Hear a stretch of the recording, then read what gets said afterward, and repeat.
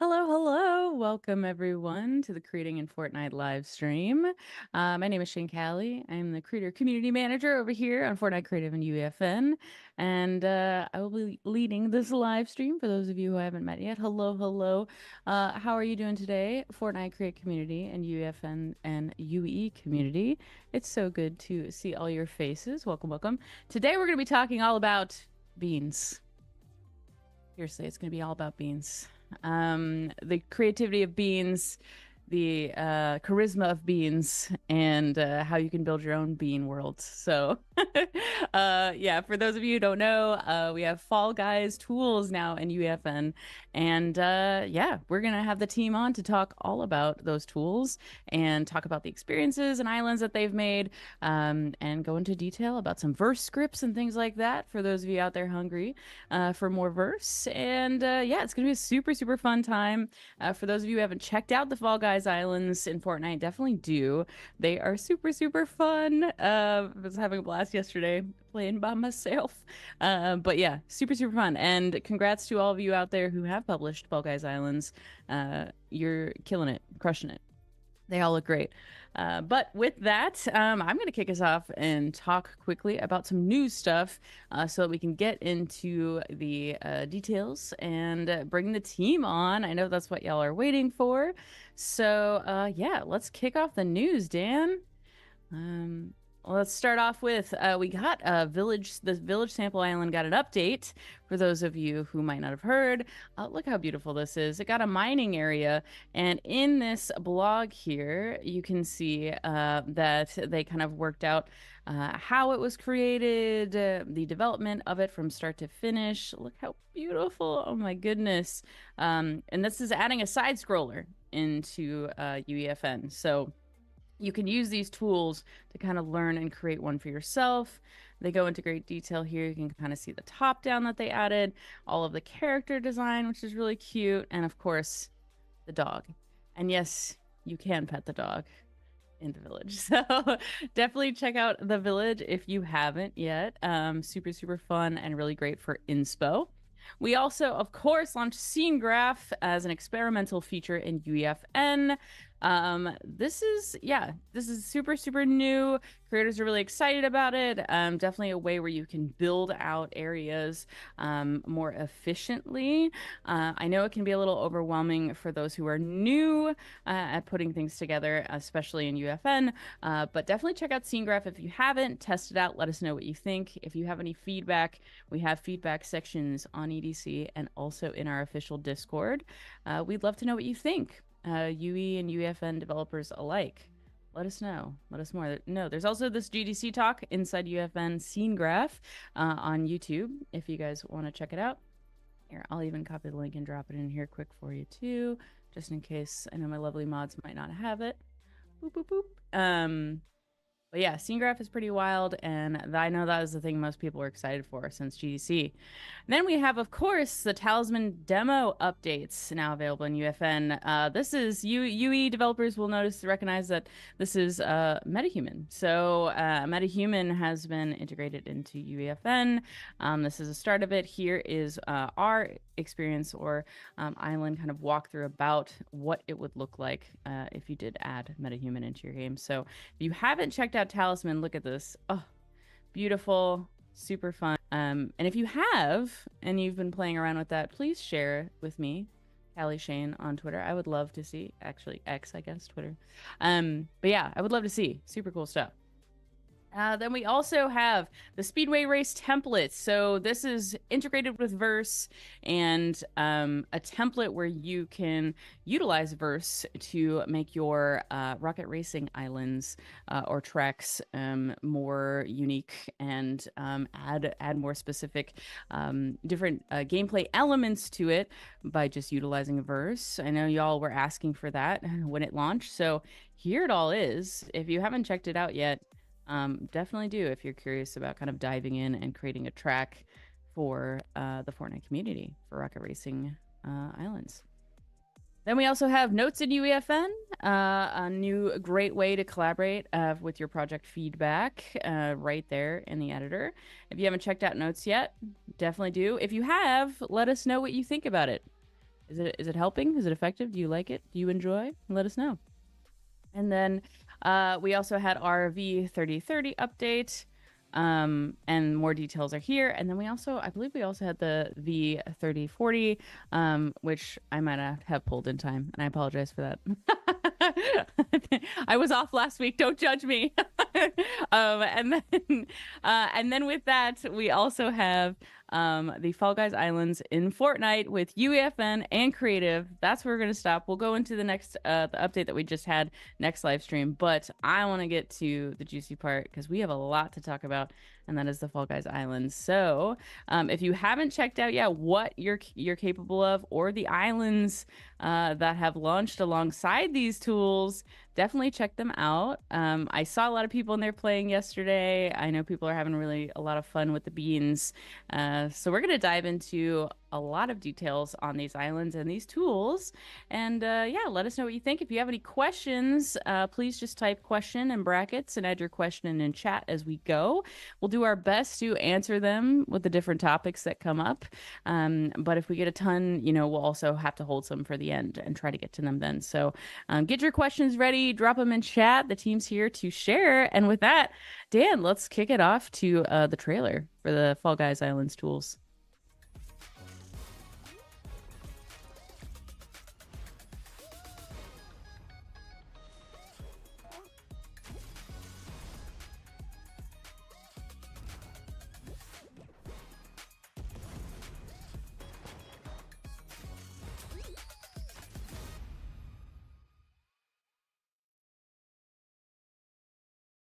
Heck yeah, awesome. Welcome, guys. Thanks so much for joining us today. Welcome, welcome. Hello.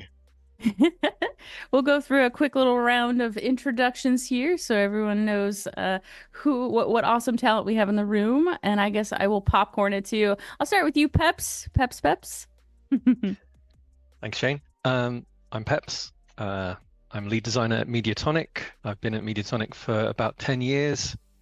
And yeah, I worked on the original Fall Guys back in 2020 during the height of the pandemic.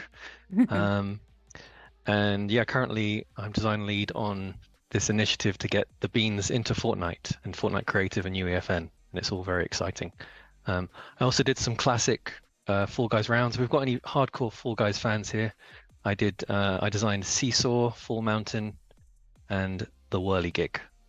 Yes. Awesome. Bless you. We needed Fall Guys in 2020, as you know. All of us did. Thanks, Peps. And I guess I'll throw it to Josh. Hello. Wow, how can I compete with the creator of Seesaw? My God. Anyway, I'm Josh Eldon, senior client-side engineer. I've been here for just over 8 years now, and I helped bring the bean into UEFN and Creative, and I did a bunch of support on our experiences like Tumble Towers and Blunderdome Blast. Awesome. Thanks, Josh. And finally, James is with us. I know James has been really excited for this live stream. He's got a ton to share with y'all. And yeah, we're excited to kick it off. What about you, James? What's your background? Yes, absolutely. I should probably try and preserve my voice for later. But yeah, I'm James. I am a senior level designer at Mediatonic, and yeah, I was lucky enough to work on a few seasons of Fall Guys before moving on to Beanstalk, where I have been mainly working with the experiences that we're putting out. So there's 6 of them, so there's a lot to look at.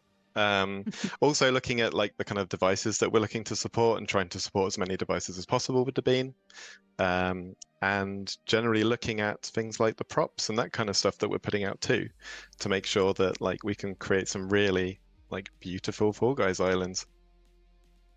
Awesome. We appreciate you all so much. Okay, cool. So we're already getting questions. Thank you for that. Again, if you have questions, put question in brackets just so we can see it really easily, since we've got 3 chats going on. And we really, really appreciate you. Thank you for the introductions, y'all. And we're super excited to have you. So with that, I think we're going to kick it off with the history of the bean, as a character. Peps, take it away. All right. Well, this is the bean. This is the Fall Guy. Glorious. I'm sure most most people watching will be aware of what this is because a lot of you are creators making really cool bean experiences. But yes, Fall Guys has been on quite a journey. We released it originally in August of 2020, and it made a big splash as a battle royale meets Takeshi's Castle style game show. We had a character that was very physical and slapstick in nature. Was really good at platforming, very funny, whimsical. And yeah, 4 years have passed, and during that time we've added different mechanics, different features. We've done a heck of a lot of collaborations, and I think the biggest challenge for us was to make something fun and accessible. We did it all in Unity as well. But I think the biggest and most exciting thing now is bringing it into the Fortnite universe. How do we take what worked and how do we improve on it and build on that in UEFN and creative? So we had a few challenges, like how would we move it from Unity to Unreal? How would it differ from the OG Bean? Looking at things like jump height, dive length, all these different granular things. Also, what kind of tools could we provide to you as creators to really make some cool bean-related islands? We think, it's great for platforming, great for parkour, great for death runs, only ups. We've seen lots of really cool stuff in the last couple of weeks, and we kind of want to build on that by adding more tools, adding more features and more functionality. I'm seeing a lot of questions about future functionality, and there's a lot of really cool stuff that you're asking for that we are definitely considering in our roadmap. And yeah, we're just very excited to kind of continue the legacy of the bean in Fortnite and just build on that. So that's where we are now. Awesome. Thanks so much, Peps. Does anyone have any questions about the bean? About the creation of the bean while we're on the topic? I know, yeah, we are seeing a whole lot of questions about devices, and I know only down. Oh, you did a tycoon with Fall Guys and UFN? That's awesome, Christian. Ooh. Yeah, I'm seeing That's a really lot cool. about what is coming, what is coming. They like your bean a lot, Peps. Oh, here it is again. Oh my, look at that. What is the name of that bean? Is it like a fairy bean? It's the fairy corn bean. Fairy Fall Guy. corn. Oh my Yes. gosh. Adorable. Okay, let's see. One of a kind. What does it taste like? What, oh, rude. No, I'm just kidding. It looks like it tastes like tastes like- sunshine and rainbows, but That's exactly it. Sunshine, rainbows, and maybe some whiskey. But yeah. Oh. What does the bean have any bones? That's a good question. Oh, right. There's a lot of lore as related to the bean. If you look around, there's some quite interesting artwork of what's inside a bean. Ooh. Historically, does it Didn't know have that. bones? It really depends who you ask. Some say there are quite a lot of bones in there, and some say it's just a jelly flubby Ooh. amorphous thing. So I can't give you a firm answer on that. I think I like to leave it mysterious. Yeah, you do know though, don't you? I like that. Oh yes, we all know Ooh. the team. So I see. Someone's like, was the skeleton leak real? I see. There's a lot. It's up for debate here. There's a lot of backstory I wasn't aware of with the bean's bones. there's also a lot of lore as relate to the height of the bean. Like is it 7 foot, 8 foot, 6 foot? In our recent trailer for Fall Guys 1 foot? Mobile, it was like 3 foot. So Okay, it right in depends the who you middle. ask. I By mean, the way, you can, download Fall Guys Mobile. It's great. Yeah, you can congrats put on the you being can mobile. put the bean next to an NPC now. So I wonder if Yeah. that settles the debate. Well, that's the thing. Now we've Oh, got the yeah. bean with the Fortnite character, and so it's like, well, now there's a comparison. So Uh-oh, you hear that, chat? Now we need proof. Looks like, oh, someone said I bet it tastes like Skittles. The only bone is the horn up there. That's yeah, who knows? I guess we'll never know. Let's see. I did have a question earlier about now that we're mentioning mobile. I know it took quite a while to bring Fall Guys to mobile. What why does it usually take so long to like move from one big platform to mobile? By just out of curiosity for those who are newer developers. I mean, there's a whole bunch of technical and performance challenges and considerations. There's design challenges. You know, what are the touchscreen controls going to be like? How's it going to be optimized for mobile? Fall Guys is it's a big game, and you know, massive multiplayer competitive gameplay, which is very physical in nature. So if we were going to bring it out on mobile, we wanted to make sure that it ran really well on your mobile phone. And we also wanted to kind of wait for the right time and kind of the right circumstances. And in the end, we ended up bringing it out very recently to coincide, in fact, with the Fall Guys creator tools. We thought that was a really good time to do so. And yeah, we hope it means just more people playing Fall Guys all the time. Awesome. We love that. I have a question, but don't feel pressured to answer this because I feel like the answer is yes, or at the very least, we are working on definitely a roadmap of sorts here. But someone was asking, has the Fall Guys team decided which devices are coming up next?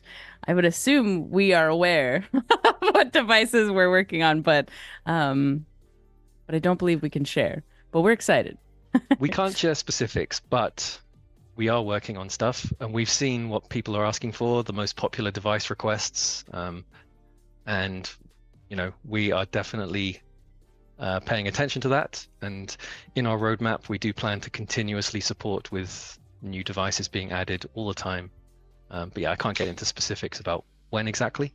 But we are, yeah, always give us feedback about which devices you actually want to see supported, and we're going to do our best to build that ecosystem.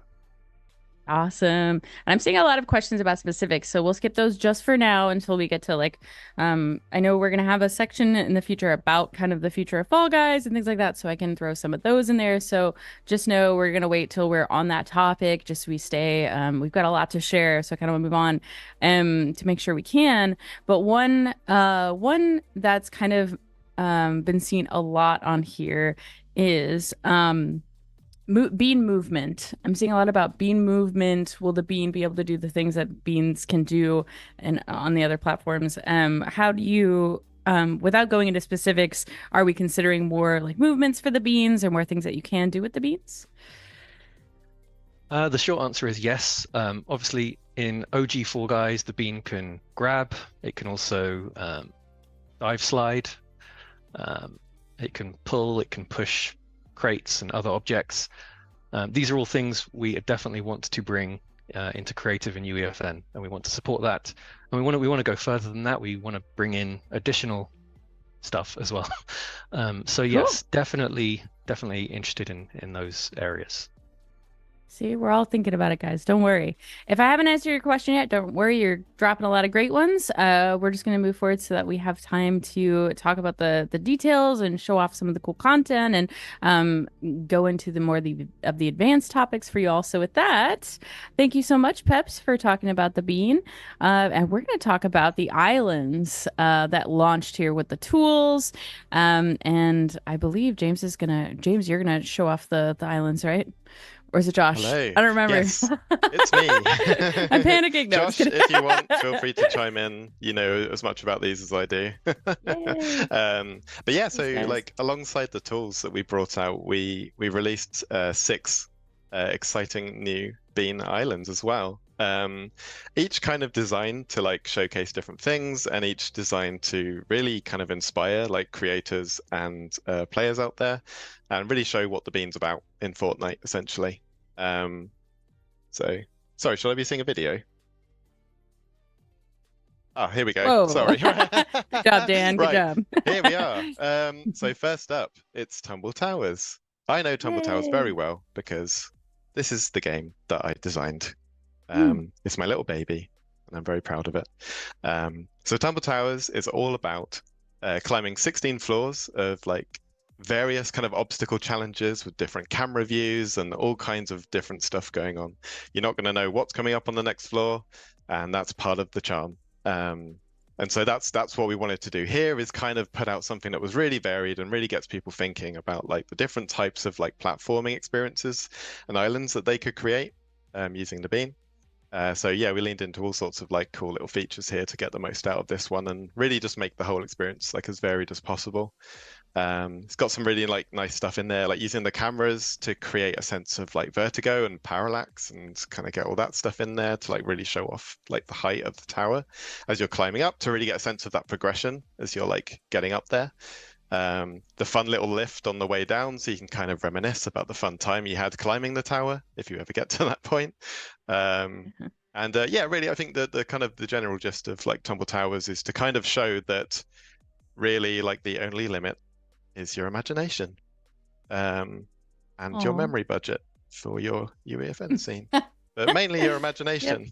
Yay! So yeah, that's Tumble Towers. I will actually be coming back to this one because we're going to do a bit of a deep dive into like the making of Tumble Towers and like how that was created in UEFN using our like Fall Guys props and everything. So look forward to that.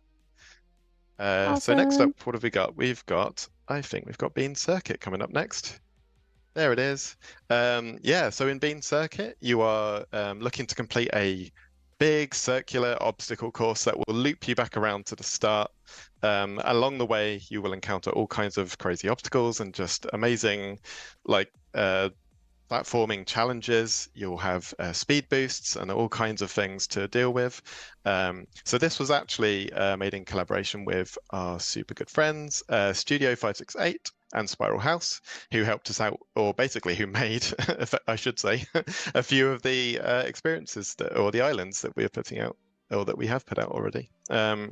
So this one, Bean Circuit, is basically the closest to kind of I would say like a traditional kind of Fall Guys round, but it does still loop around and it's still join in progress. And essentially you're looking to like set a great time and then beat it and then refine that great time. There's a lot of stuff in there like time splits and like the speed boosts and things like that are really designed around really trying to refine a great finish time and also kind of finish top of the leaderboard in your server. Yeah, so that's Bean Circuit. And I think we're moving on to Blunderdome Blast next. Ooh. Here we are. Yes, Blunderdome Blast. Sweet Blunderdome Blast. So in this one, you are blasting out of a cannon and you're bouncing around, causing as much colorful destruction as possible. This one was designed by Mediatonic legend Jimmy Schubert, who is also responsible on the design side for why the Bean character feels so great. So no wonder he wanted to make a game like this, where we're showing off the Bean in all its glory. And so, yeah, flailing. Really yeah, exactly. Yeah, this is very much a Bean game. This is not a Jonesy game.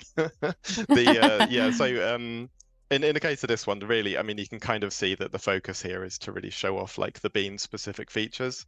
So here we have like the ragdoll feature, and Jimmy has basically built a game around that feature just to show kind of how powerful and kind of fun and exciting that particular feature is. Yeah, so this game, I mean, there's a lot of fun to be had just bouncing around, hitting all the blocks, but then also to kind of create a bit more competition and a bit more of a kind of element of like competing against the other players on the server. There is the addition of things like Penguin pickups. Oh, that's a fun thing to say. And there are crowns that you can collect, and you're racing to collect those ahead of the other players to kind of get the best score. So while there's like fun to be had in just bouncing around aimlessly, you kind of also want to kind of get some focus on when one of these crowns appears, because you want to grab that. It's worth a lot of points. Very cool. So, this looks beautiful. It is. It's very zen, considering how much destruction is going on. It's a very relaxing game to play. So yeah, coming up next, I think we have Falling Up. Hooray, there it is. Yes. Yeah, so Falling Up. This is all about reaching the top without falling back down again along the way. which will almost inevitably happen. But you know, try again, I guess. This one was designed by our rising star designer Tom Ray, who did an incredible job on this one. Oh. And so I would say that this is a great showcase for like the Bean as a platforming character. That it really makes a lot of use of like specific features like our jump dive. It also really highlights how good the camera is for experiences as well, because we've changed the camera around so that poor Bean, we've changed the camera around so that you can kind of see the ground below you a lot better than you can do while you're playing as Jonesy. So you can kind of get a lot surer sense of your footing while you're playing a platformer game, which is like really important for this kind of thing. It's also an opportunity to kind of show, you know, that we're supporting some stuff like the zip wire and stuff that's really fun to muck around on with the Bean. I think the main thing for this is just really showing the worlds of like Fortnite and Fall Guys kind of colliding in a really kind of like fun and positive way. Like so blending together like all of our like props and stuff with existing Fortnite props to kind of create something that is, you know, very harmonious in a kind of slightly stressful way as you're trying to climb this this absolute monolith. So yeah, that's that one. What do we What's have your high next? score, James? What's my high score? I think I finished it in about 8 minutes. Is that Wow. is that a high score? Wow, I haven't finished it, so I would say Yeah. yes. Can anyone, It's can high anyone in for the me. chat? Is that a score? Anyone in the Oh chat yeah. beat that? Maybe. Yeah, chat. How high have y'all gotten? The one I played with a bunch of randoms, it was very cute because we all kept falling and then just dancing when we would land back at the start again. And then I Oh. also noticed a lot of people just sitting, like they would sit at the part where they keep falling and just stare at it and be like, okay, how do I not fall this time? But I'm like, man, the pressure's on. Yeah, you can always start again. You know, the bean doesn't get hurt. That's the important thing. The bean's always raring to go if you are. So remember that. That is important. Important to remember. The bean isn't Yes. getting annoyed, it's you.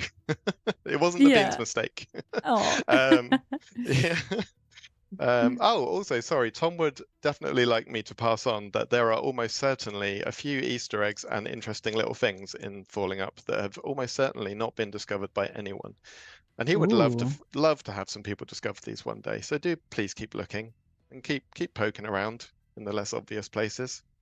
There are an awful lot of interesting shortcuts and things to be discovered in this game. Tom's done a very good job.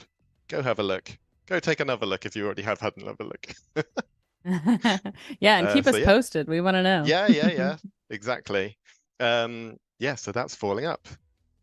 Awesome. We have next. We have Hexagon Unlimited, I believe. Here we Ooh.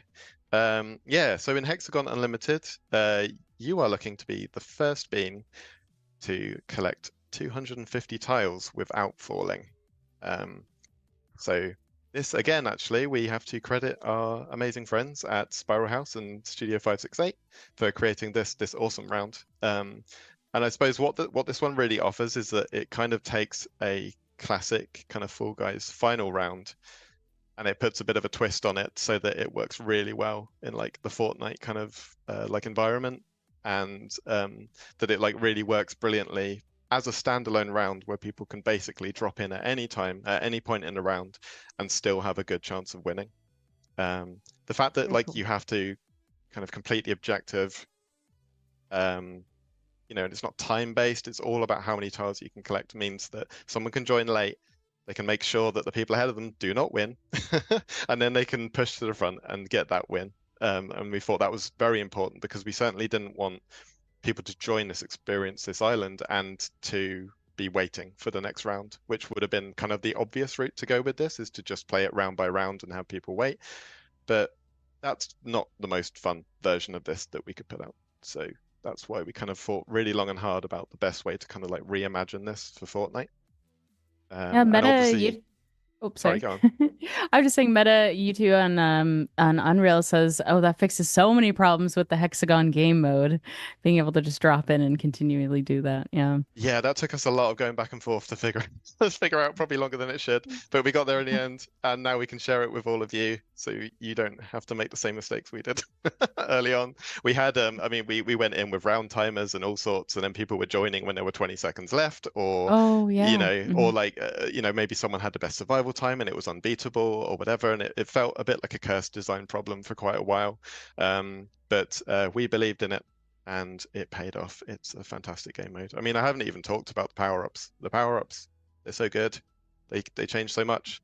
They help anyone Ah, win because you can always grab that hexamagnet and that's so steal all cool. the tiles off of the winner, off of the Oh leader, I mean, not the winner, because gosh. the winner is you.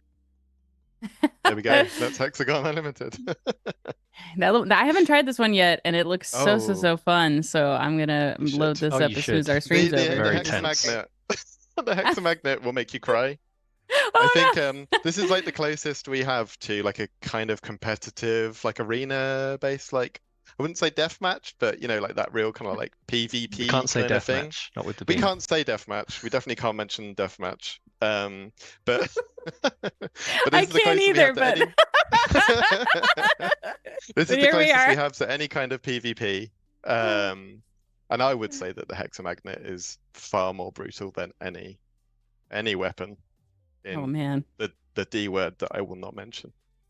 I'm thinking of this reminds me of when you the racing games I think almost all of them have something similar where you get to send something forward and then it attacks the first person at the start of the one Mm, that's leading everything, so that person always is like, yeah, I'm doing so great, and then you get hit, you're like, oh my gosh, this is so yeah, frustrating. absolutely. I mean, The blue we shell. could talk about Hmm. Hexagon all day because there's so many interesting little design elements to it and so many like very interesting problems to solve, like how to stop the problem of like that there is a leader and you can't Right. stop them. So a lot of the things Mhm. that have been introduced, and there's some pretty subtle things that are there. But there's a lot there to like really help out the people who are kind of like further down in the pack and to like really highlight and put a target on the back of the person who's in the lead. That's why they've got like the crown icon over their head and things like that. So people kind of know who they should be kind of teaming up against essentially, like at any given time. But then of course, as soon as that person falls, someone else takes their place and becomes the new person that everyone wants to gang up against. So yeah, there's a kind of like very like temporary loyalty that emerges in Hexagon Unlimited. Yeah, that's very cool. I think that that's the kind of thing that raises the stakes so high that you feel, addicted to keep playing, and that's the best part though, because it's emotionally affecting you when you're getting to Mm, that level, and we love that about our games when it's getting a rise out of us in some degree. absolutely. And then Very last cool. but not least, we have Penguin Pickup. Penguin Pickup, hooray! Oh. So in this mode, yeah, this is a real developer favorite. We love Penguin Pickup. I love just saying it. I even said it in the other ones without meaning to. I can tell. Um, so in Penguin Pickup, the task is to find all the penguins around this little diorama, this little scene that you've been dropped into, and then you want to make your way back out to the outside of the arena as quickly as possible. You want to get the best time, you want to beat everyone else, and then you want to go back in and you want to improve on that time once you know where the penguins are. And again, this is our third island where we've collaborated with Spiral House and Studio 568. I mean, they've done an absolutely incredible job, as you can see. Like this feels a lot like it's just a brand new Fall Guys round type, but we get it exclusively in Fortnite, which is good fun for us. And one thing that I particularly like about Penguin Pickup is just how it completely embraces the idea of like the Fall Guy existing in the Fortnite world, because once you go into these little arena setups, they are just all Fortnite assets. Like we have the little kind of dome essentially around them of like the Fall Guys. I feel like that's what they've dropped into these little scenes. But then once they're in there, they're in the Fortnite world, and they get on with the Fortnite world incredibly well, and they have a lot of fun in there. So we think that's this particular one is like a really good showcase for like how you can just basically drop the bean into Fortnite, and it is completely at home. People Mouse says, it's a good name or a good game when it's fun to say, or good name Yep. when it's fun to say. Honestly, both. Probably both. That's true. Yeah, it's nice. It definitely helps when it's fun to say. I mean, I think one particular thing I really like about Penguin Pickup is how it almost feels like a game of several phases. Like initially, it's kind of an exploration game because you are just searching these fun little environments, just trying to find the penguins at all. Once you found them, then it becomes about, can I find them again? Do I actually remember where I found them the last time? And then it becomes a bit of a memory test. And then once you've kind of got that down, then it becomes really about how do I optimize my route around these arenas? Like how do I kind of navigate from Pegwin to Pegwin 6 times as quickly as possible, get back to the edge of the arena and bank that time. And then I guess if you're me, there's another phase where you kind of slightly despair at how hard you find it to remember where 6 Pegwins are. But yeah, so aging. it's got layers, this game. It's got a lot of depth. Very cool. Forgive my ignorance. Pegwin. Yes. Is Pegwins. Pegwin is an original Bean universe character? Absolutely. I mean, maybe I feel like this I is don't know a lot about as the Pegwin. resident lore master, I feel like this is maybe a Pep's Yeah, I need to know question. more. I need to know more about Pegwins. Yeah, well, yes, Pegwin is a classic Fall Guys character. We have a couple of Pegwin-related rounds in OG Fall Guys. Basically, where you're chasing Pegwins and trying to catch them. But yes, it's kind of an iconic. The Pegwin is iconic, almost as iconic as the bean. So could tell. we had to include several references to Pegwins throughout all of our islands. Otherwise, we'd be in trouble with I all love the the Fall Guys name fans. too. It was the name. How did the name come to be? Because that's the thing the most compelling to me. Just fun to say, but also unique. Well, you have a penguin. It's kind of penguin-esque. Right. But it's more than a penguin. It's a penguin. I love that. It took about 20 of us in a room trying to figure out a cool name, and we ended up with Pegwin. So. Oh, I love that. Okay, we've got Swimmable That might not be Texas. true, actually. I'm going to have to go back to the team on that and find out who actually came up with the name Pegwin, or I might get in trouble. Yeah, that's a whiteboard I really want to see, like all those potential names. Swimmable Tech says Pegwins only have one leg. That's why it's a Pegwin. That's a better answer than I gave. So. You're on to something there. I feel like I bet someone 6-year-old said penguin wrong. Oh, community likes to call Pegwin Bert. Oh, cute. Okay, it's just a little penguin. Okay, sorry guys. I forgive my ignorance. Again, I was 2020. I love that we have some changed a lot really of things. hardcore Fall Guys fans in the chat. This is good. Yeah, this is particularly hardcore Pegwin fans. Yep, it's iconic. It's another level. Makes sense. Someone probably wrote it on the whiteboard and the UI looked like a W. You know what? I'm loving how this is evolving. Gonna have to try it out tonight. Yeah, definitely Pacific Line. All right. Well, thank you so much for walking us through the experiences. And then I know we're gonna jump into a deep dive on the Tumble Towers, which is so cool. I'm so excited. And thank you so much, James, for working so hard on on your baby. It is super cool. So yeah, let's dive into it. Thank you. I'm glad to hear you enjoyed it. I'm gonna try and talk about how that came about. Yay! So welcome everyone. I would like to give you a behind the scenes all access pass to Tumble Towers. Here we are. Woo! Yay! Yeah, Tumble Towers. It doesn't need any introduction. I have already introduced it previously. In case you've forgotten, it's true. 16th floor obstacle course. Every floor pretty different.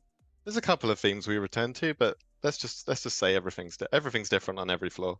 And it's big. It's a big old thing. And so actually going about making it took a little bit of thinking and a little bit of organization.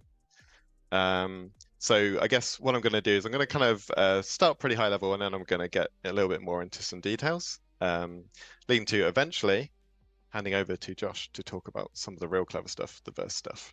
I'm not going to talk about the verse stuff because I don't really know verse. But hold tight, verse fans. You will be rewarded in time. Yeah, so I guess the topics I'm going to kind of cover here, basically starting with like how I kind of organized and set up the project in the first place. There's a lot of stuff going on in Tumble Towers. There's just generally a lot of objects. There's something like over 10,000 things in Tumble Towers doing one thing or another. So like how I actually kind of organize all that stuff. I'm going to be looking at how the kind of flow of the levels works. So, you know, how you're kind of finishing one level, starting another level, how we kind of make that feel as kind of seamless as possible and like keep up the momentum. So you kind of feel like you're racing and you don't feel like you're doing some kind of a elevator sequence between levels or teleporting or something like that. Like we want to kind of keep the speed up, keep the momentum up and the fun. So talking a little bit about how we've done that. Going to look at specifically how kind of use like the props and things to kind of create the lovely layouts, and some little tips and things for how best to use those, like best practices and ways that you can kind of use props like most efficiently, like within UEFN, to kind of create your own layouts. I'm going to have a little look at two specific floors.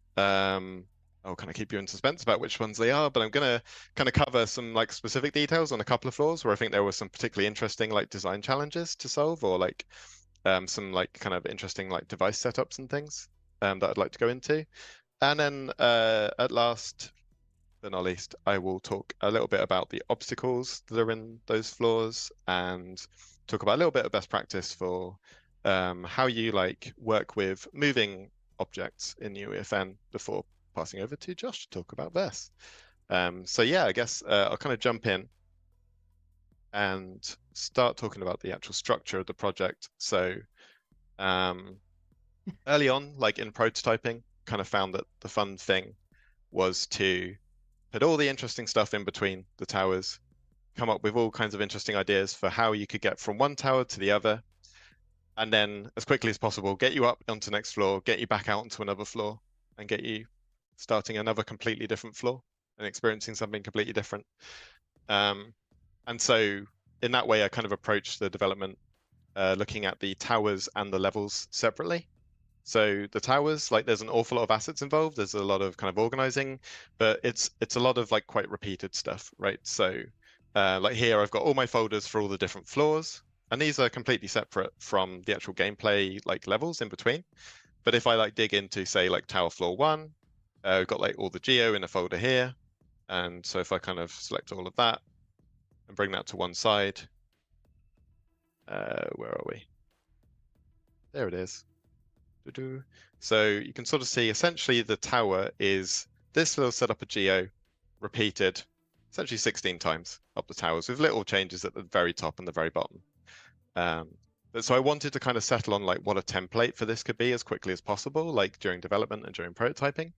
So I kind of we tried out some like test floors and like what felt like a really nice kind of size and length of floor like in between these little tower sections, and like from prototyping kind of settled on there being like kind of 20 tiles of gameplay space in between the tower to put like a fun little obstacle course. That felt like a great length to do.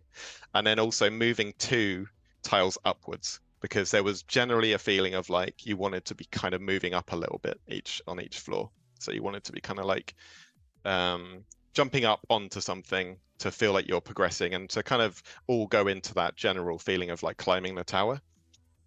So I found that I could kind of get the gameplay to work really nicely following those rules, and then also settling on like how high the actual overall tower should be, like how tall I wanted these little elevator sort of sections to be, and kind of working out essentially how high is a bean going to get bounced in each of these floors.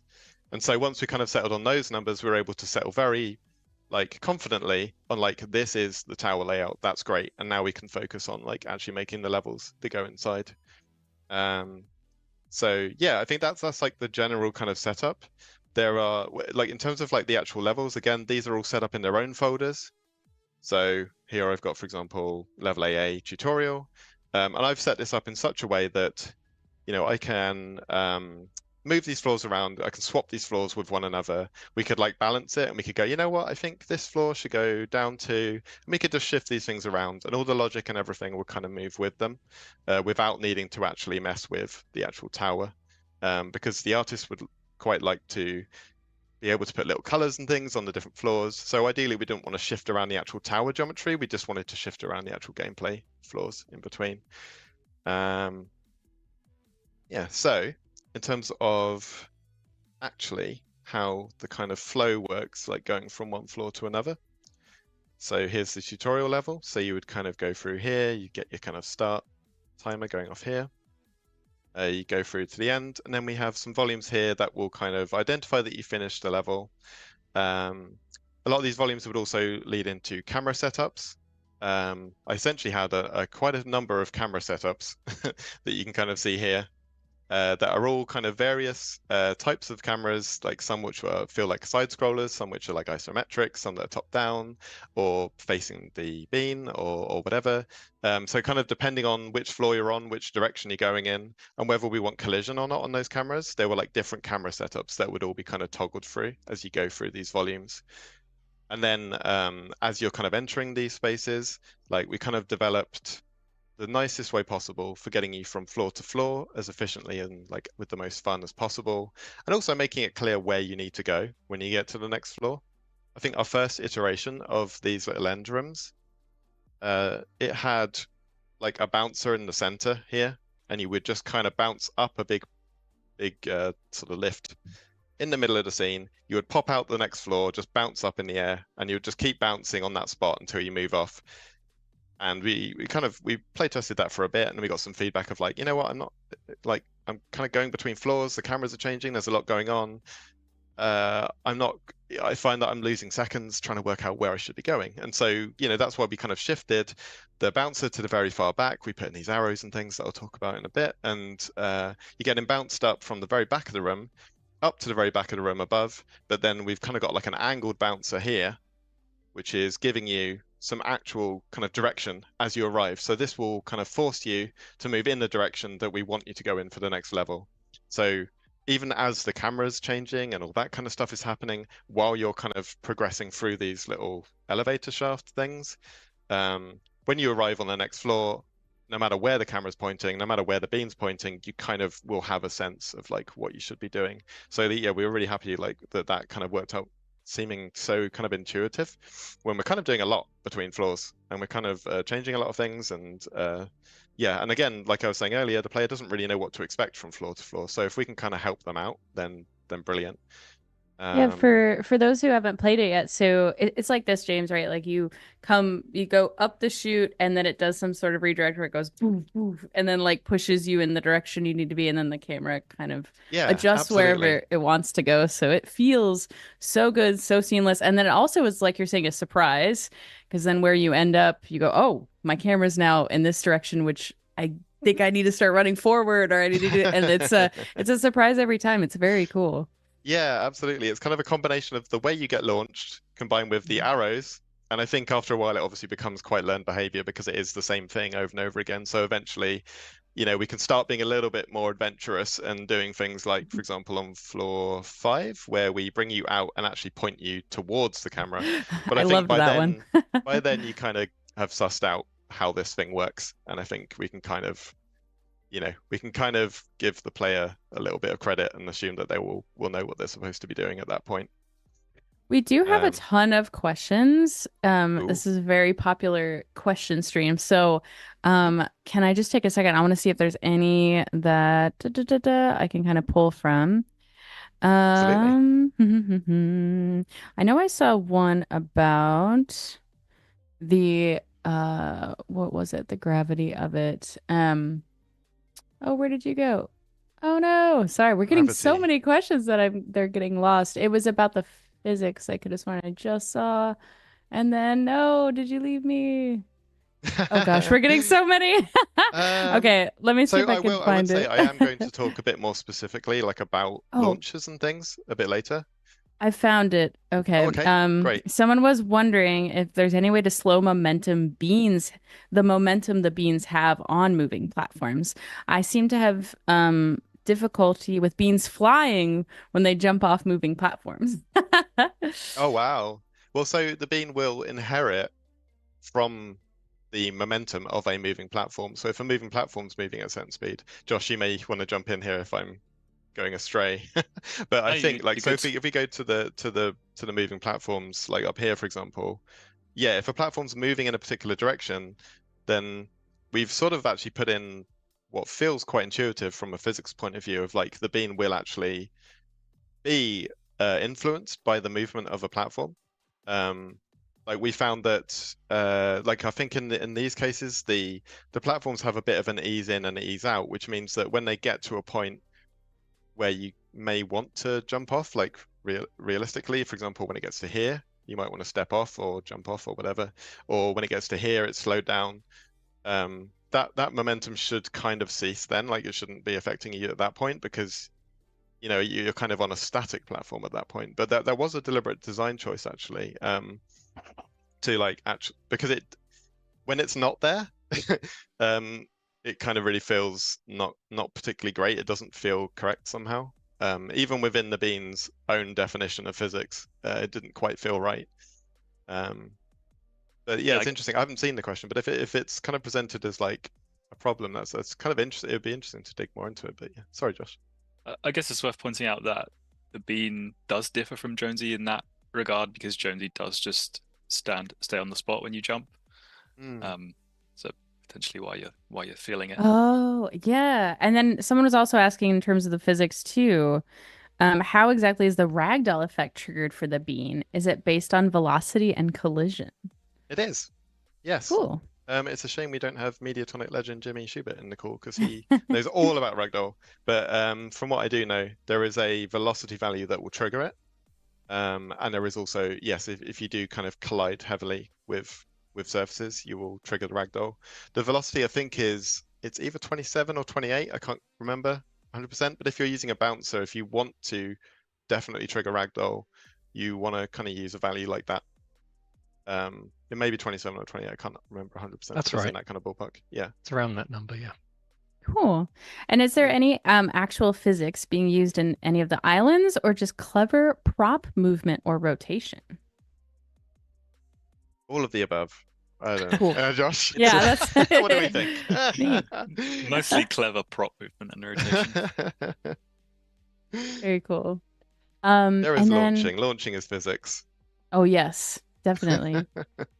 And then one last one for now. Is there an intuitive way to tell the player to use momentum for a jump? Would you recommend anything in particular? So this is actually like how you could kind of communicate that there is actually some gameplay where you would want to build up some momentum on the way. That's an interesting question. I would like Yeah, to sit and think about that good for a one. while. I think ideally you would want to kind of introduce that in a way where like it's like a safe place to try it out. Like, And where yeah. maybe like, oh, I can't make it to that platform when I'm jumping normally, or when the platform stopped. I must have, and kind of creating a bit of a puzzle for the player where they're like, oh, okay, I must need to jump before it reaches the end to get enough momentum to reach that. But like kind of introducing that in like a fun, kind of playful way first, where the player isn't like in any danger of like failing. And then once that's kind of established, then actually kind of layering on a little bit of challenge and even having like multiple platforms where you have to like judge the momentum or something. I mean, that's exactly the kind of thing that like we think would be really fun to explore with the bean and the kind of thing that Beanstalk really offers. So yeah, that's a fantastic question. Yeah. It is. As a player, I totally agree, James. I think because I've had that difficulty in games before with momentum or more mechanics being introduced that doesn't feel intuitive, and then you end up dying right away, and then it's a bad feeling rather than doing it in a safe environment. So, absolutely, that would be awesome. Cool. All right. Well, let's continue onward. Again, if you have any questions, put question in brackets and throw it in chat. We do have more we're going to get to that were asked before later. I was just trying to stick to the ones on topic, so because we have so much to cover. But go ahead, James. Nice. Okay, thank you. So I'll just chat a little bit about the prop galleries that we've introduced. You may have noticed them. There are hundreds of things that have now popped up to do with Fall Guys that you can use to make fun islands and beautiful gameplay experiences.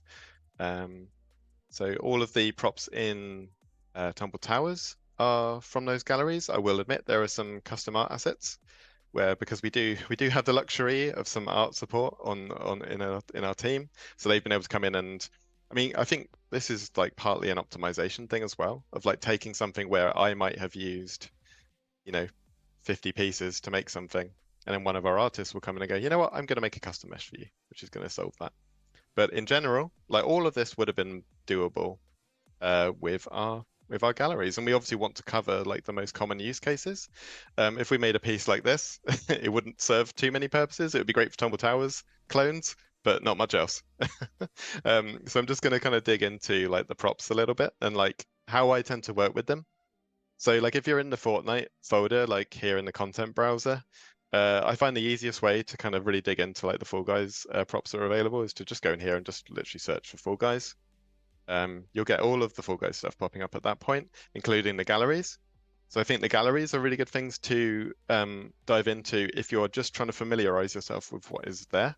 Like if you just want to understand like what there is to play with, get a really good sense and get some ideas of things you can make with them, because there are hundreds, absolutely hundreds and hundreds of floors, walls, barriers, nets, all kinds of stuff. And then there's a whole separate obstacle gallery, and then there is our amazing elemental gallery that has slime. Which Yes. is it's an equal third of our galleries. It deserves as much respect as the other two, even though they have hundreds of props. We do have a question about and forgive if we don't have an answer to this, that's totally fine too. Are there any plans to release like background assets that are Fall Guys themed, like the dotted grass with lines on it, trees, shrubs, mountains, clouds, things like that from Fall Guys at all? Yeah, I mean, it's certainly something that we're talking about and that we'd love to do. I think again, it's the kind of thing where it's like we would love to hear this sort of thing in terms of like people saying, I want that, If people can tell us that clearly, then which fair enough, like people are doing, and we are hearing that stuff. Then it helps us to understand like where to kind of focus our efforts. But that is certainly something that like we can sort of see where there's a gap there in terms of like we've provided all of these assets which are great for building obstacle courses, but then in terms of like getting that kind of wider Fall Guys flavor, like I think people want the skyboxes, the backgrounds, they want kind of more like incidental kind of fun background elements too. So yeah, I know, I mean we would certainly love to do that, and it's something we're certainly considering and looking to.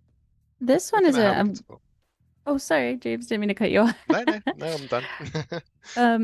There's a good question about Penguin.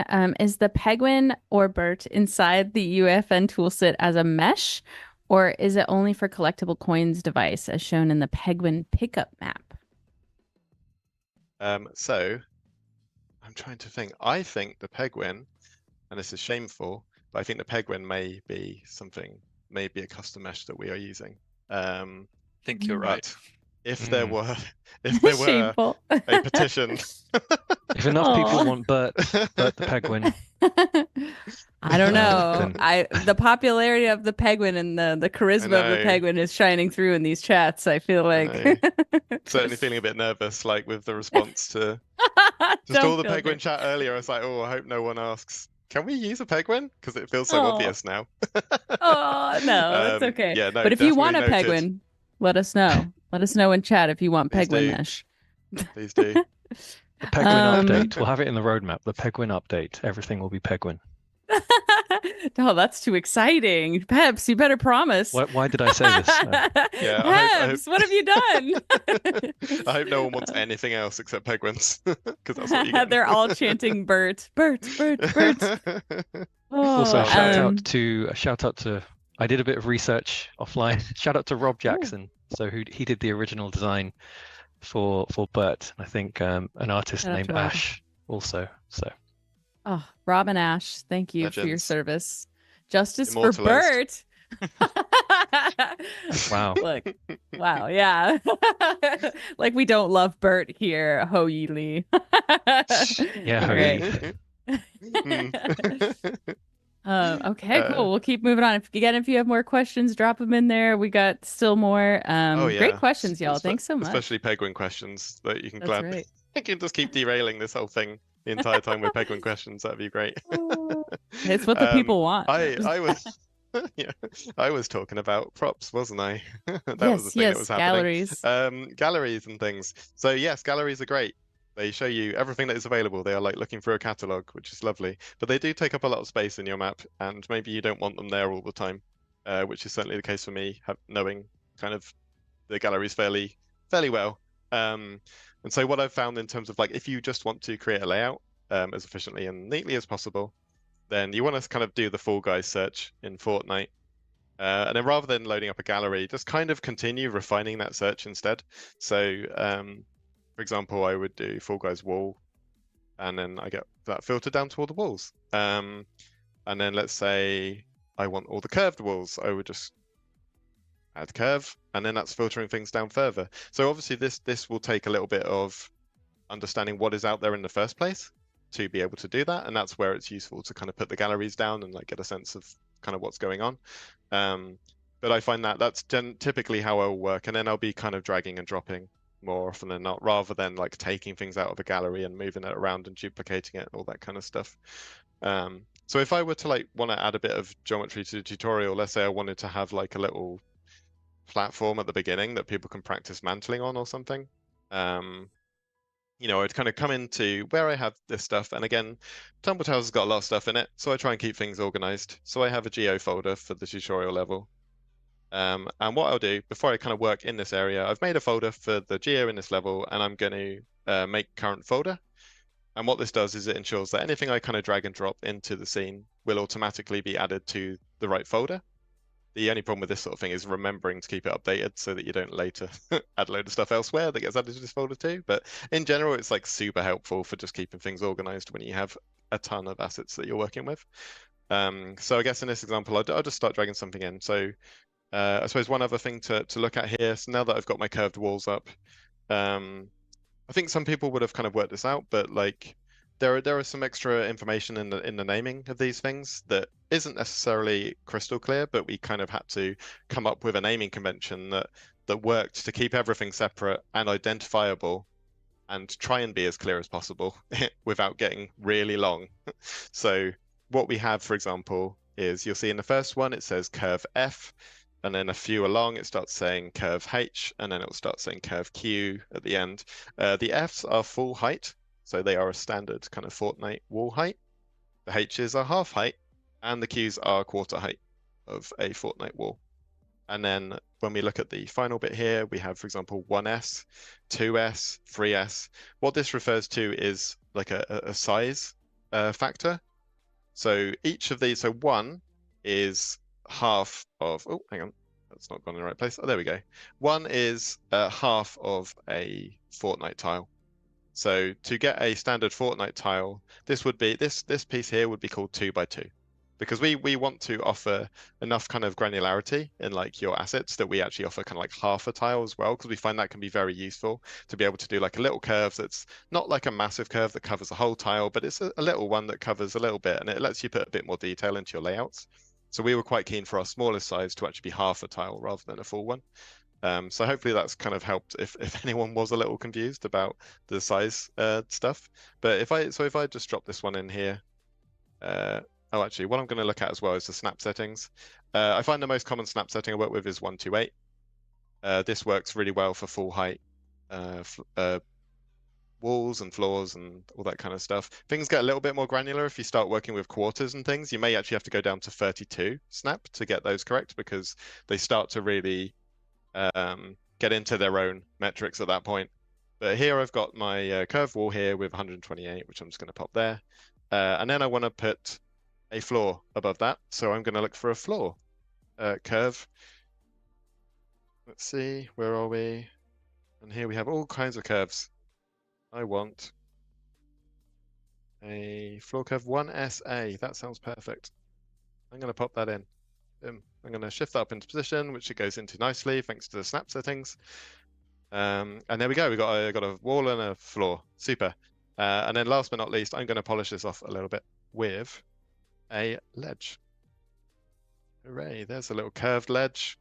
That looks good already. Sometimes if you see a B or an A at the end of an asset name, that essentially is a variant of the same thing. So if you see things where the name is the same, but it's like one is a B and one is an A, generally that would just be like a slightly different art treatment or something like that. Or maybe it will be the inside of a curve and the outside of a curve or something. But it's that thing where like the name kind of works for both things, but there is like a subtle difference there that kind of warrants putting an A or a B at the end, basically. So here I've got my ledge 1SB. I'm just going to pop that on. Oh, I missed. You didn't see that. I'm going to do that again. Oh. It's nearly there. I promise you, this is my job. So yeah, there we go. I've got a little platform here, and I'm going to just duplicate this around, just using the E key for rotate, and I'm going to use the Alt and drag to turn this into a lovely little platform that anyone would be very happy to have in their level. So like with the Fall Guys assets in general, we have gone quite nice and detailed with things, letting you put things like little ledges and stuff that just adds like a little extra bit of polish that I think you might not ordinarily see in a lot of islands where the geometry is often kept quite basic, like in service of the gameplay. And we still want to like offer that here, but we also want people who want to go a bit further and they want to add in all the kind of like nice little trims and details and things with the barriers and stuff and nice little curved pieces. And we really wanted to kind of like go very thorough. And like if someone wants to go all out on the detail, let them go for it. I mean, there's certainly something to be said for how much detail to put into things. Like, for example, here I've got a very detailed box, which has little corners on it and a floor and lots of walls, maybe something underneath. Yep, it's got one underneath too. So that's quite a lot of assets. I think elsewhere, when I was working on this, I kind of realized that sometimes less is more, and I started doing things like this, where we just use a shape. So this is just one of our shape assets instead, which does exactly the same thing and is very clear and doesn't involve 50 different assets. So it's kind of up to you whether you want to get really into the details or just kind of put something down that works. I mean, I certainly think early on you're better off not getting into the details where you work out your layouts. But once you get there, it's kind of up to you, like how much detail you want to put into. And we're kind of really happy to like offer that with like the props and stuff that we have. Like I think another thing that we do with the props is we offer a lot of like colors and patterns and icons and all that kind of stuff. Like our art team has done like an absolutely kind of stellar job at really making the most of this and like putting the most value into all these things. So this is just a standard wall piece, these pieces here. But if you look kind of down here in the bottom right, we've got like color index, we've got pattern collection, we've got pattern index. So you can kind of select from a range of things here. So for example, here they've gone with color index 2, which is the nice kind of hot pink kind of color. And they've got the regular patterns. And then they've just kind of picked the stripe pattern here. I mean, I say they, it's me. Pick the stripe pattern here to kind of like show this is a moving obstacle, beware. And I think that communicates things really nicely. I mean, this is also great for things like, you know, finish lines, checkpoints and that kind of stuff. It's great for little arrows, so you can put little chevrons in. We've kind of talked about guiding the player around the level. And also, yeah, I mean, just in general, like it kind of helps with that sense of momentum that kind of pulls people through Tumble Towers specifically. Like while I'm here as well. Sorry, yes. Oh, I just want to say we got some good questions for you, James. Let's see. Okay, did you make use of per project prefabs during the making of this project? Like creating a separate level and marking it as a playset in the world settings? I did not. I did not do that. There you go. There you go, person who asked the question. I will say no more to disguise my ignorance. But I'm going to be doing some Googling. Nailed it. You nailed it. But everyone's got blind spots. Hey, yeah, we're all learning here. Do you recommend using sequencer for moving objects? So sequencer moving objects, yeah, that's definitely a topic. I can talk a little bit about that later. Oh, yeah, okay. Cool. That sounds good. That'd Anything be you want to say great. about it now, Josh, or do you think it's better to just Uh, cover it as a separate it's fine. thing? In certain circumstances, using sequencer is good. In other circumstances, it's not. Like in general, if you're moving a lot of different things, all at different times, you want them to go off at different times. Maybe writing your own thing via verse is better. But if you're just moving a few things and you know how they're going to move, like you want to set up more cinematic shots, then definitely sequencer. There's another question about sequencer then, Josh, that maybe you can help with. I've noticed that if you don't move moving objects in sequencer, they don't push you. Is that a bug? Um. James experimented with this, and I don't remember what the outcome was. So the when question was if you don't move objects. If you don't move moving objects in sequencer, they don't push you. Is that a bug? It Well, says there is a that. thing, I think. Go There's ahead. definitely a known issue of like if you are standing still, then a moving object famously kind of won't interact particularly well right now. Mhm. I'm not sure if this is talking about the same thing. I mean, in general, things won't. I would say like a moving obstacle that doesn't have any kind of launch capability or anything, typically in Fortnite won't do an awful lot when it bumps into you. So you would generally want to, if you have something where it moves, and when a player collides with it, you want that player to like be repelled, like to be bounced back off of it in any way. I would typically like recommend putting a bounce, like for example on these moving walls, even though these are walls that just move up and down. I've put a bouncer on the front of them because if you collide with that wall, I kind of want you, and this is partly a Fall Guys thing, but I kind of want you to be physically kind of bounced away from that wall. And I found that launchers are very reliable at kind of catching the player and actually pushing them back. Whereas if you're relying simply on like geometry and collision, like often I find it needs that extra little bit of a nudge that you would get from putting a launcher on something. Again, I'm not quite sure if that answers the question, but I think that's. Yeah, I mean, we should have parity with Jonesy as well. So however Jonesy behaves, the bean should also behave in those circumstances. That's super helpful. And kind of similar similar topic here. And for if we can't answer, that's totally fine too at this point. Many Fall Guys props depend on UEFN to create like workarounds or add different tools to make it work. Are there plans to make dynamic props available to creative? I know that was a question we got a lot at the beginning, Peps. Yeah. Yes, we definitely plan to bring in some dynamic, already working obstacles for creators to use, because we definitely know that's something that would, help the creative process if you don't have to spend more time figuring out how to make things work with verse, etc., etc. So yeah, in our roadmap, we fully intend to support with working dynamic obstacle devices. Cool. And I know we were kind of talking about this a second ago, but people were wondering, how do you guys usually handle the fact that moving props won't collide with the players if they're standing still?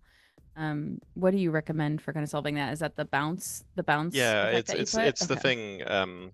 This thing again to highlight. I think it's always putting so in my experience, I found that putting a bouncer on everything, even I think this is a good example of the moving wall, because you wouldn't necessarily think of it as something that you want to bounce the player or launch the player or whatever, but obviously you can keep the values pretty low. Like here it's a bounce velocity of 12, which is pretty low.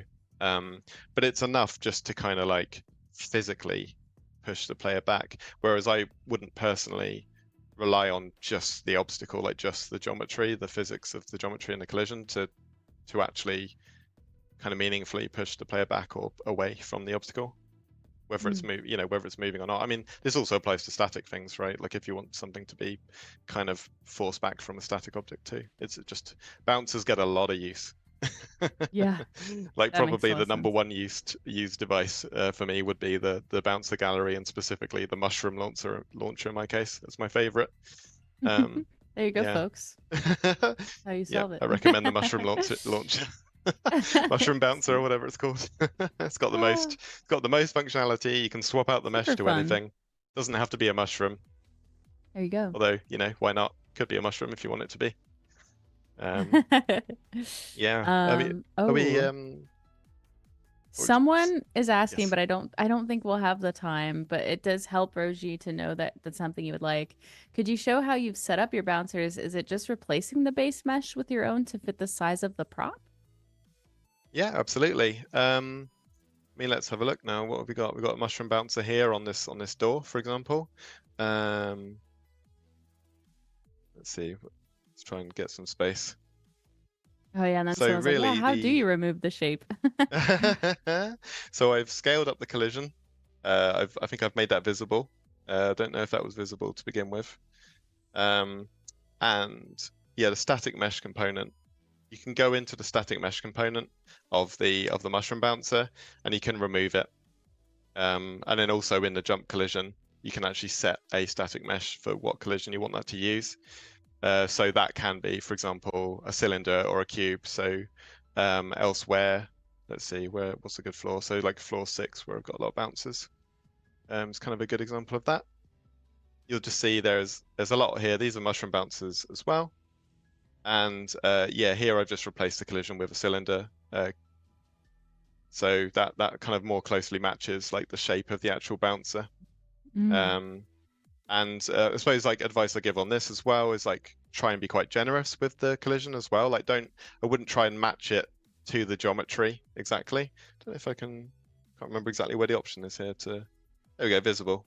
So here you can kind of see the bouncer, and here I'm turning this on and off, but I've overlapped the edges of it a bit so that if a person just runs into it, like if you just run into it with a bean, I kind of want you to be able to use that. So I've just overlapped it with the collision here so that will launch you too. I don't want you to like bump into that and have a bit of a sort of disappointing like, oh, that didn't launch me. I guess I got to jump onto it then. Like I kind of want it to all be as smooth as possible and just kind of work as frequently as possible when the player clearly wants to use it. And again, I think it's like just adding a little bit of leeway above it, like a little bit of extra collision there, just to make sure that it's I think it just kind of shores up the reliability of it, makes sure that it recognizes that the player's overlapped it and applies the launch. I mean, you don't want to go too far, obviously, but you want to make them big enough that they'll definitely catch the player and like apply the launch. Yeah, and again, mushroom launcher, stand by it. It's great. Use it everywhere. Got a couple comments. Great. I was running into issues for things like the tall cylinder bouncers and being able to get the bounce effect on all sides of the bouncer. Is that why using the mushroom bouncer is better? Yeah, so the mushroom bouncer, I mean, I guess I'll just, turn this into the mushroom bouncer segment, but Getting a lot the of mushroom questions. bouncer, this is Fall Guys Tools, everyone, the mushroom bouncer. Yeah, I just think that the velocity stuff is really good. Obviously, it has a lot of health stuff on it, which isn't really applicable to the bean, but what is it? There's a bunch of useful stuff. I like the fact that it has the low gravity settings and the increased air control settings and things like that. You have the option of like forward velocity as well, so like you can kind of push players in a certain direction, like if you want to do that as well. It just, to me, like having spent a fair bit of time with the bouncer gallery, which all have their own quirks. Each bouncer in there, I love them all, but they're all different. They're all unique. And to me, the mushroom bouncer is the one I would put my stamp of approval on as a Fall Guys bouncer. For now. Someone did say, for now, someone did say, when I tried to make obstacles bouncy, I replaced the jump collision of the tire device and moved it so it covered the area that should interact with the bean. Interesting.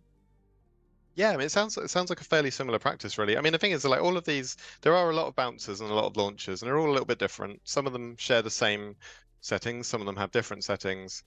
Like I say, they've all got their own quirks and things. I've basically found that in my experiences with them, and I have tried them all, the mushroom bouncer is the one that is just the most robust and just works as expected, like the most. Yeah, I think it's just got the best. It's got the sort of easiest shape to work with as well, just by default. I think the tire bouncers you can swap things out and stuff, but they start off in quite a unique kind of interesting shape to start with. That makes sense. And Yeah, I Spanky mean, Sully it's is all... saying, you can duplicate that jump_collision and have one device in world for infinite bouncers. And everyone's saying that's a That's a great pro tip, tip. Spanky. That's Pro cool. tip. I didn't know you could do that. Wow. Cool. Well, All we right, I'm got through gonna a lot try of that. questions. Thank you, James. No worries. I mean, I suppose, yeah, I guess it's like for every time you wanted the velocity to be exactly the same, and I guess generally you do want that to be fairly consistent. I mean, wow, that's a great pro tip. Definitely want to try out. Really pushing the device to its limits there. I don't think that little mushroom bouncer ever thought it would, reach Be such infinite. heights. Such utility. Wow, maybe Tumble Towers could be half the memory budget if I'd done that. There you go, chat. Yeah. Yeah, they were asking about Pro tip. someone was asking about Tumble Towers. I'm impressed with Tumble Towers memory usage, how it retains everything loaded. Is that possible with the memory limits on creator accounts? I believe so, right, James? Like this was Yeah, created. it's the same memory limit. I think it was definitely there was a point where like the number of floors was increasing and we were nudging up towards the memory limit. And I think that does at some point become a factor of like, okay, so yeah, where does this end? How much does each floor cost? How much efficiency can I actually improve the efficiency of like each level, and how much logic do I really need? Where can I reuse stuff? I'd say we're using the same tools really. I think the only difference I would say is I think once we got in our kind of art assets that our art team made for us, this probably saved replacing all of the individual walls and stuff. I mean, obviously it looks pretty, but it also probably saved about 10%, I'd say. And so I think we would have just scraped in under the memory budget without them. But that's with 16 floors. So if we'd wanted to do 20 floors, then at that point we'd have to, have another look, see where more savings can be made and things. Yeah. Digital Mushroom says mushroom launcher quantum event. Yeah, well, it's That's all right. coming back to mushroom launches, isn't it? Because that would It probably be the really solution. is. If that would get the memory budget sorted. All right. Yeah. Sorry, I can only think of mushrooms now. Yeah, Everything else sorry is about gone. that. It's Okay. you know what, we're giving What the everyone people what seems to they want. want, so that's that's what we're here for. Shall I move on to the next part of my tour, or do we have more Ooh. questions? Any let's see.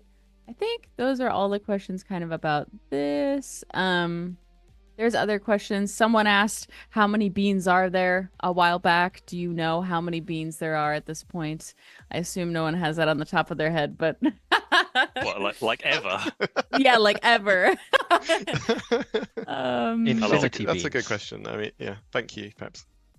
Good answer. There How is an many was endless it, Peps? infinity. There is an endless supply of beans. That does make sense. It's very on brand for where this is going. Soon mushroom bouncers in OG Fall Guys create. Just mushroom bouncers. Oh, I This was an think, sorry, interesting question. while we're Oh, go talking ahead. about bouncers, Yeah. I did actually have a little section I was going to do on bouncers, Oh, but yeah, we yeah, there basically we covered go. it at this point. Right. I think one of the only other thing I was going to say was where we're using bouncers on things like spinning bars. We kind of found that like it helps to actually give the bouncer a bit of a tilt, so that its kind of launch direction is a little bit more uppish, and that just kind of gives you like a nice kind of clean launch that will lift the player off the ground, and it kind of prevents like any kind of drag that you might get where like the player's kind of being pushed along the floor. It's just a Wow. bit more You fun say as clean well. launch. I say Mm. it's trauma. No. Being thrown off. Believe me, the bean feels no trauma. The bean loves The it. bean. There was another question I saw in the chat, which was, does the bean feel fear or Oh my afraid? gosh. Beans are not afraid of anything, Wow. Or even my the mushroom gosh. bouncer. except That- the mushroom bouncer. Yeah. What? The infinity Beans mushroom love bouncer. Yeah. mushroom bouncer. Mm-hmm. Yeah. Adds up. It fits the lore. That makes perfect sense. Thank you, Pep. I'd say the only other bouncer that is kind of offering me something the mushroom bouncer doesn't have is the pinball bumper, which I'm using on bumpers at the moment. So this has like The good thing about the pinball bumper is it's kind of directional in terms of like the direction you hit it in, it will send you back in that way, which ordinarily launchers will tend to either launch you directly up in the air or in the direction that the creator picks. Whereas the pinball bumper has a bit more, it's a little bit more responsive to like where it's being hit. So I've kind of used on the bumpers, I've used a pinball bumper, where I've scaled the different types of physics, and I've just hidden the mesh again. So yeah, that was the only other sort of bumpy, physicsy, launchy thing I wanted to call out. I think everything else is mushrooms, all day. You heard it here first, folks. Mm. Super cool. Okay, cool. Any other questions about Tumble Towers from chat? If you haven't checked out Tumble Towers, definitely do. It's super fun. And it's very I guess innovative in the way that it throws you into each new level in a different direction. Really, really love that about it. So if you haven't checked that out, check it out for some inspiration. Definitely cool. Getting a lot of love in chat. Hi, Tom. Tom Jank is here. Tom Jank is going to be our next fireside chat next Tuesday. So if you want to learn a little bit about our wonderful Tom Jank, who he does daily warm-ups where he creates very unique or interesting things in UEFN and then posts them on X, and we appreciate him. A lot of inspiration there. But yeah, cool. Let's see. Oh, there is one question. You mentioned something about camera collision. Yes, I did. Shall I elaborate on camera collision? So I believe, with yes. the cameras, you have the choice of, this is a specific variable I have not clicked on for a little while, so let's find it again. But there is a setting on cameras somewhere. Boom collision. That'll be the one. So this is a variable that decides or sets whether the camera should move in or kind of clip when a piece of geometry moves into the way of it, like whether it should kind of zoom in. Like originally on Tumble Towers, we had a thing where we had quite small doorways where you're going in and out, and the camera would kind of zoom right in and then zoom right back out again afterwards. And then oftentimes we don't want there to be any collision on the camera, like for example on floor 5 here, where you're running towards the camera and you're often behind these little bumpers. So you will be obscured, and we really don't want the camera zooming in and out every time you go behind a bumper, which was happening originally. So in those cases, what I'll do is I'll kind of put in a trigger volume like this, and that will switch the camera out to a camera that might basically be identical, except the fact that it doesn't have collision anymore. And then there's other times I want the camera to have collision, like in this entrance bit here. When you first come in here, if you kind of run straight here through the wall, I don't want the camera to do that. I want the camera to sort of stay there, even as you come close to the wall. So at that point, I would use the version of the camera that's exactly the same, but it just, it collides. It has boom collision, so it will collide with the wall and not get stuck through it. So there's been a little bit of, there were definitely some passes on Tumble Towers of like improving the camera behavior, and also thinking of how the level design could help that as well. So like opening up these entrances was a big part of that. Just kind of creating these big spaces that would kind of let the camera have room to breathe a little bit. Even in these cases though, I'd find that like if you ran close to the wall, you could still get camera issues when we switch between collidable and non-collidable cameras. So I would sometimes put in things like these doorways, which will kind of focus your bean into the center, where we can apply the camera switch. There are many volumes. One of these is a volume that is changing the camera from a collision camera to a non-collision camera. But I kind of want that to happen as you're in the center, where you're kind of away from geometry. And yeah, so that kind of creates a nice clean. It's a little bit of smoke and mirrors in terms of like swapping between these different cameras to kind of get the view that players would expect. And we kind of made things a little bit tricky for ourselves in Tumble Towers because the camera changes so much.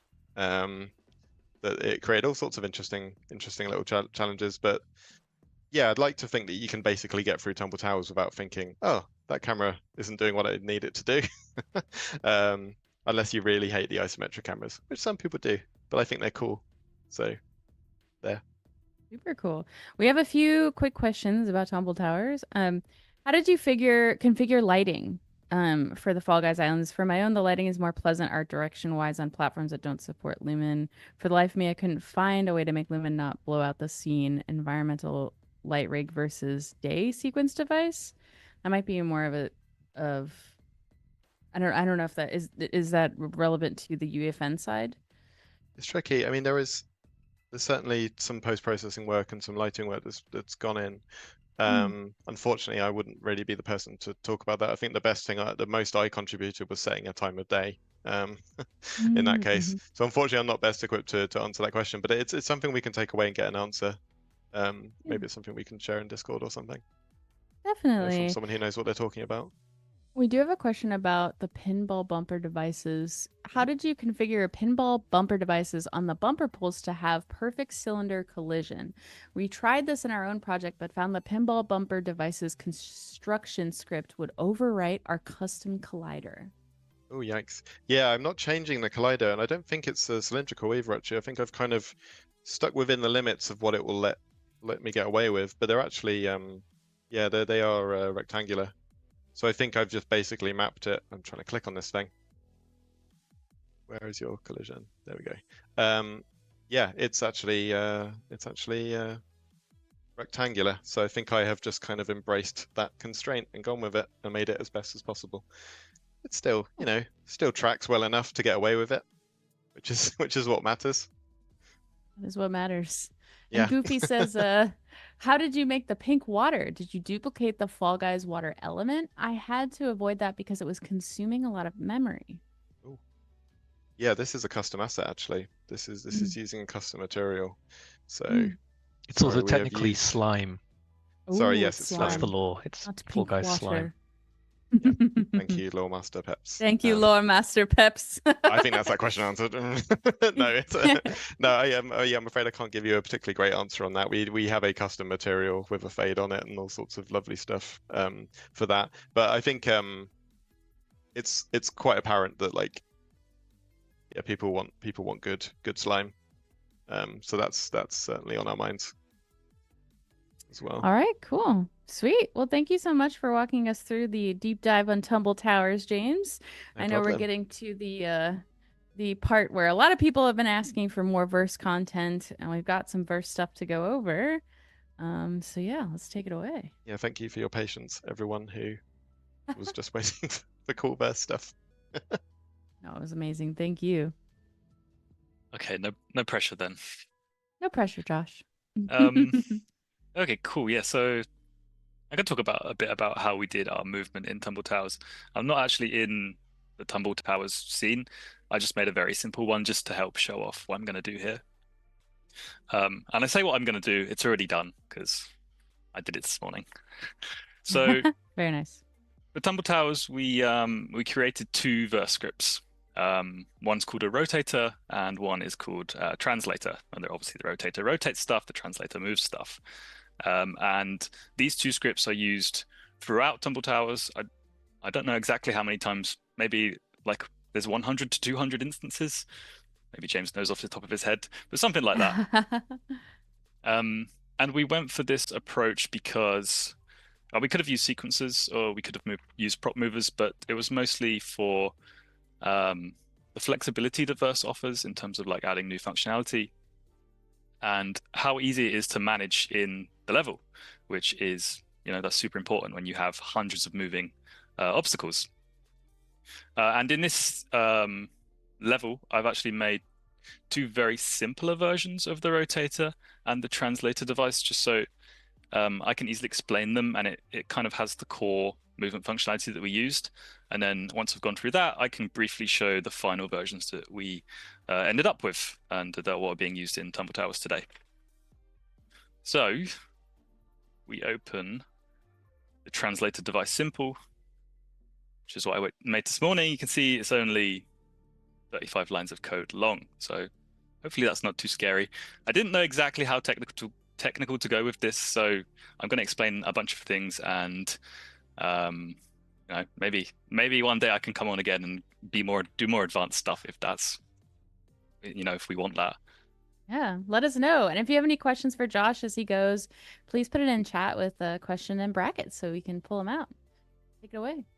Cool. So, yeah, first thing I'm doing here is I'm defining a root prop that the user can assign in the editor. This is the thing that we're going to move. And then I'm also defining a couple of other variables, the duration, which is just how long it's going to take to get to its destination. And finally, the actual destination, which in this case is just a vector free at the moment. And I'll speak a little bit about that in a sec. I've also got a function here I made called doTranslate, which is just being called in on begin, so that when the game starts, you know, the prop starts moving, which is what I want in this case. And so all the core movement logic is going to be done using the animation controller, which is part of each prop. I'm using this get animation controller function here. And all that's doing is returning the actual animation controller of the prop. And if I go to the animation controller, it says, use to move and animate the position of creative prop objects, which is exactly what we want in this case. And this works by, you have to define a set of keyframes. And these keyframes sort of say how you want to move the prop. And just in this case, all we're doing is moving it. So we want to adjust this delta location here.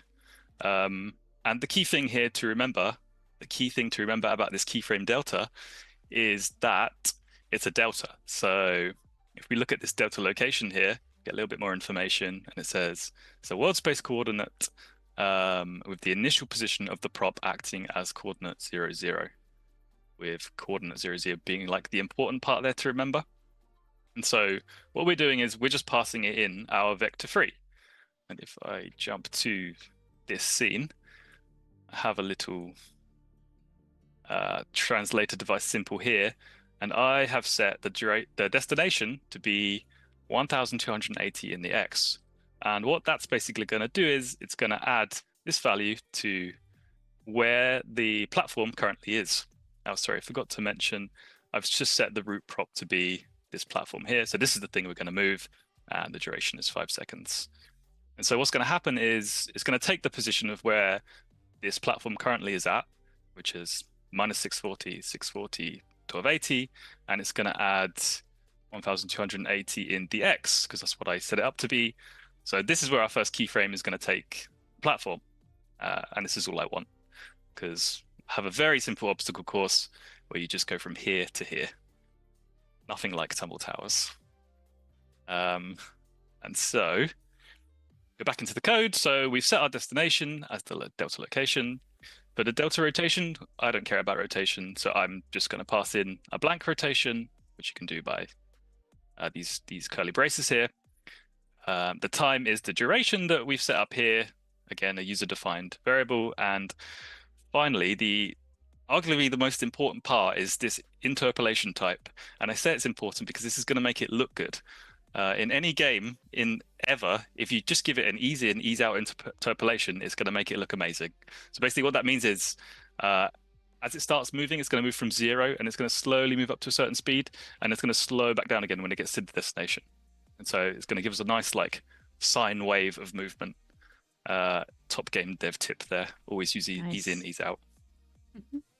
And then finally, all I'm doing is saying, set the animation to these keyframes that I've defined here, and then the animation mode I'm using is ping pong. So that just means it's going to go back and forth forever, basically. And then all we do is say, play this animation. And that's it for this symbol translator, and that's going to work just fine. So if I start the game, 3, 2, 1, you can see in the distance there, my platform is moving really nicely. That's all I want in games. Nice moving platforms. Beautiful. It's very smooth, Josh. Very smooth. Thank you. Look at that easing in and out. Such interpolation. So I can go on to the rotator quickly, or if there's any questions, I can take them. No questions so Okay. far, I don't think. Let's see. Would you add a setting menu for props? Yeah, there's one, but I don't think we can answer it. Would you add a settings menu for props so creative users that don't have a PC can make improved maps? It's good to know, but I don't believe, yeah, we have anything to announce on that. But yeah, if you have any feedback, about these tools at all, please do share. We are collecting that. Any feedback? Oh, and I even have it. I even have it up. Where did I put it? Let me grab it really quick. Well, guys, feedback. Here we go. If you have feedback on the islands, the tools, anything, I'll drop that into chat. We have a nice thread on the forums that you can go to and share that as well. Or any ideas or things that you would like, will be all ears. So thanks so much, Josh. Cool. So we did the translating, so we did the moving back and forth, and now we can look at the rotating, which is here. Also only 45 lines of code long, and it's basically the same as the translator. The only real difference is I'm just substituting the location for a rotation instead. So I'll just go over the changes quickly. So the first thing I'm defining here is a rotation direction enum. It can either be clockwise or anti-clockwise, and this is just so the user can basically say, I want it to go clockwise or anti-clockwise, and then I'm just exposing that here. Again, I've got a root prop. This is the thing that's going to rotate, and I've got a duration.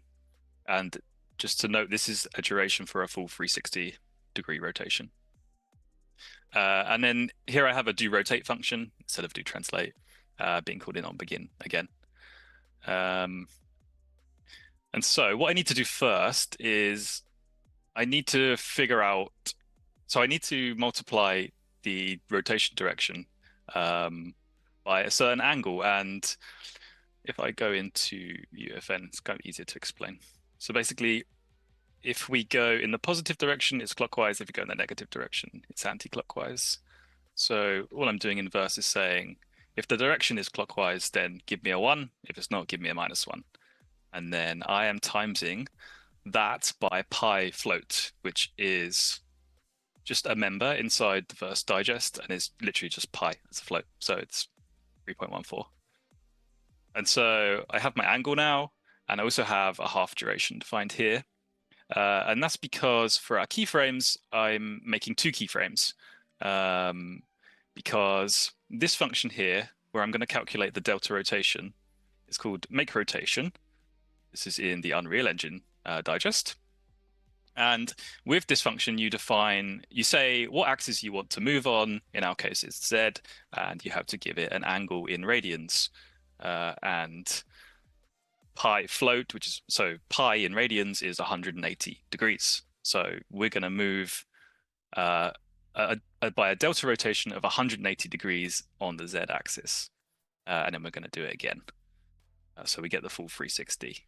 The reason we do it twice is because I'm pretty sure this is the reason why. I might be corrected, but it's because when moving to the delta rotation, we find the shortest rotation possible.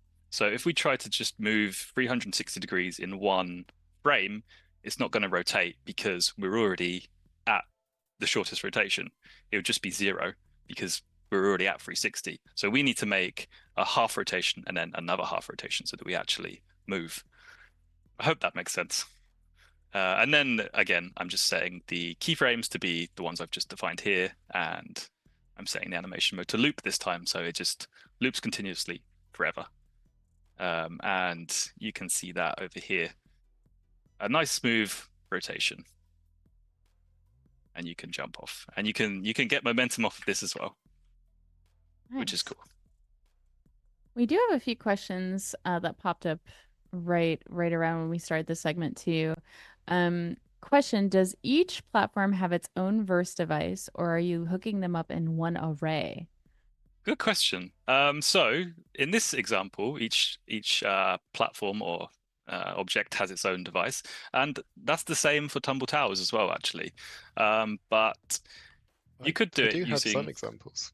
Oh, There are some points where I've found that the same mover will move multiple things. So we could potentially switch back over to Tumble Towers. Not to steal your thunder, Josh. No, go for it. Yeah, whatever Yeah. is easiest to Come on display. back. Feel Come free. on back, everyone. Can Is it displaying? you see it, Dan? Is it working? Throwing a spanner in the works here. Hijacking Josh's perfectly put together workshop. No, with my where nonsense. our tech side is. Our tech side is going. I don't know. But I Just do hanging out. have, I mean, to kind of introduce what I'm talking about, I do have, Yeah. like for example, on floor 5 of Tumble Towers, there is a symmetrical layout where, depending when you arrive, one of 2 doors will be open and you'll be kind of sent one way or the other. Like in this one here, where you're being kind of pursued by slime. Depending on when you arrive, I want people to be able to jump in straight away when they arrive. So one of these 2 doors will be open and you'll be able to get in. But exactly the same thing is happening on both sides. And so, for example, where I have these 2 bumpers, they are both kind of these props are both kind of parented like within the same mover. And then I guess another example would be, oops, sorry, I'm crashing through all the floors. Up here on this one, I have a whole bunch of moving platforms. If I kind of go into game mode, you can see that in terms of where the actual devices are, they are all on this setup here.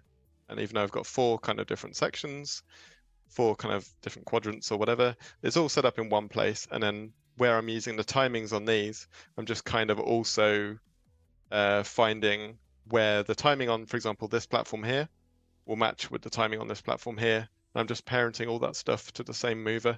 You know, same up here. There will be like, I don't know if I can quickly show. Well, this is not a prepared section. So let's see. What have we got? Okay, you can sort of see. You can almost see it better when I'm not there. But there are 4 different platforms around this section that all inherit from the same mover, just because they all happen to want the same thing. So there's kind of no sense in just duplicating and having more devices in that are doing exactly the same thing in that case. They're yeah. asking, are you just attaching those props to each other and linking the base creative props with the verse device? Yeah, so I've got, what is this? This would be, I think, the root prop. Sorry, I'm trying to work this out as I go. But we have the translator device, the target for where the movement is, both parented inside like a root prop, and then I've also just parented inside the different props that I want to be kind of moved by this thing. Very cool. Thank you. Sorry, that was a hijacking. No, all good. Thank you, James. Let's see. Let me ask this next question in case it might work for that too. I don't know. Is there any issues with momentum on the platform while it's moving? Can I change the speed in verse code? Yeah, you can definitely change the speed of a platform in verse code. In our case, it would just be reducing the time that it takes to get from one position to another. And you could do that in verse, and then the full guy would just react to the platform change. There would be no problem there. Nice. And then is the verse script similar to the one in Prop Mover? What does Prop Mover have a verse script? I don't know. It kind of does the same thing as Prop Mover in a way right now, but if I show you the more complex version we came up with, I can show you why we didn't use Prop Mover. We went with verse. Got it. Cool. Sweet.